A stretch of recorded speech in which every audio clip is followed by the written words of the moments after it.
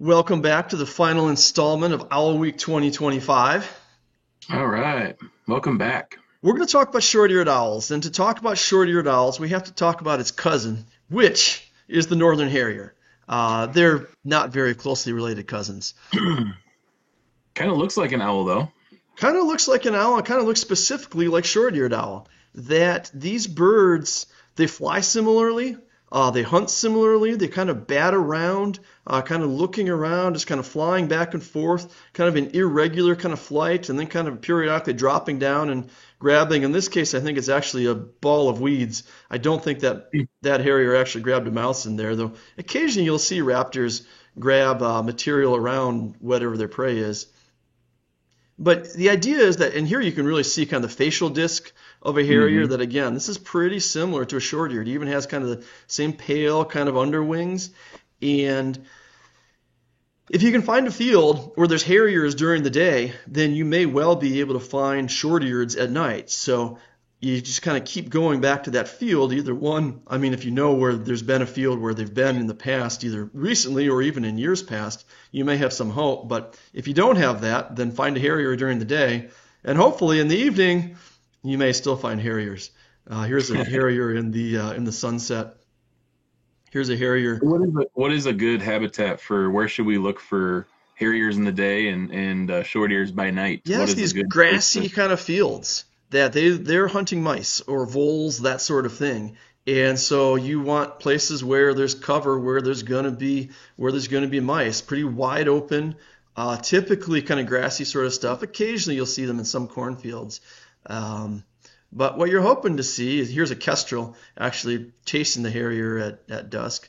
What you're hoping to see is this. Josh, talk about this picture. Yeah, this was pretty cool. This was a couple weeks ago. There was a bird that was, I think it was found by Leslie. And yeah, we kind of went out to the spot. It was myself and a couple other birders there at dusk.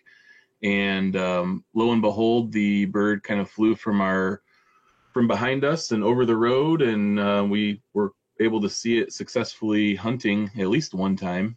We thought maybe a couple times, but very cool experience. I kind of just hovered around and coasted around the fields for a while and over the road and quite close to the road, surprisingly. And yeah, we just hung out and watched it. And yeah, there it is with a some type of a rodent. It looks like. I'm guessing a vole. It looks like the tail looks pretty short, but yeah. And I went out to that same field several times that same week, and once saw it in very low light.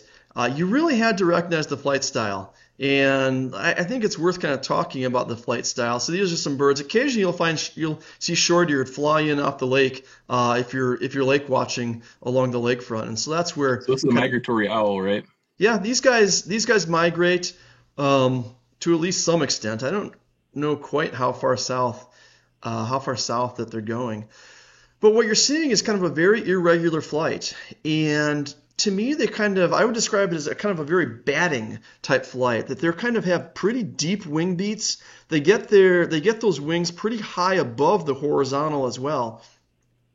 And they're kind of leaning back and forth, kind of tilting back and forth. If you see a bird that's kind of really flying in real direct, kind of linear flight, yeah, it's probably not a short-eared. And you see sometimes it's super low light over the cornfield or over the grassy field where they've been, and there's a crow on the ground, and the crow flies away.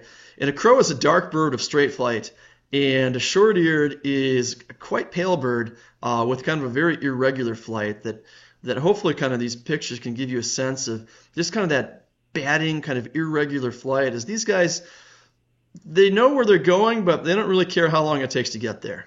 Mhm. Yeah, definitely. I've heard it described as moth-like, and I would definitely agree with that. Just kind of a very buoyant type flight. And I just noticed too with these pictures, these are awesome photos, but the kind of the lighter patches on the wings, on the upper side of the wings, there was a couple photos a few pictures ago that showed those really well. Yeah, and there's certainly not very many hawks that have that.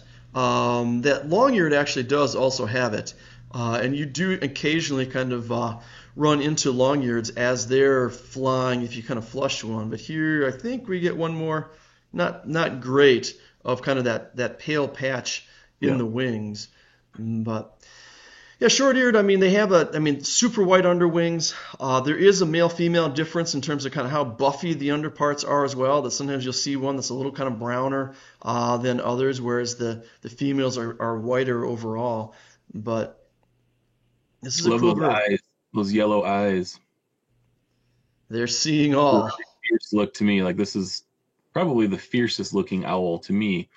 Just looks like it's always angry. I bet there's a lot of birds that kind of have a resting, angry face. We're going to have to call that resting, short-eared owl face, perhaps, Right? moving forward. We'll see if we can find some more candidates for resting, short-eared owl face in future videos. Yeah, yes, we will.